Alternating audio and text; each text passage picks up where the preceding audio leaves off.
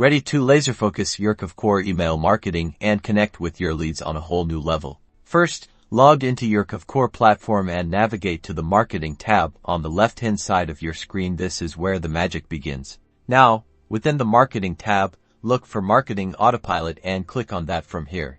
Select Smart Campaigns at the top of your screen to begin a new campaign. Find and click the Create Campaign button, usually located at the top right corner of the screen, to start building your targeted email.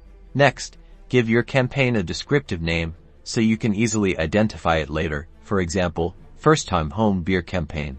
Now, you need to select Triggered Campaign as the campaign type. This tells Kvcore to send the emails automatically based on a specific trigger. Now, it is time to set up your trigger. Select Add Trigger in the Trigger Events section in the drop-down menu.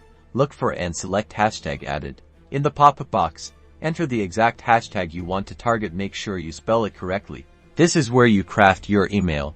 Design a message that speaks directly to the needs and interests of people interested in this hashtag. Personalization is key. Once you're satisfied with your email, click the Save button, then activate your campaign to start sending those targeted emails. You've now successfully mass emailed a hashtag in Kvcore.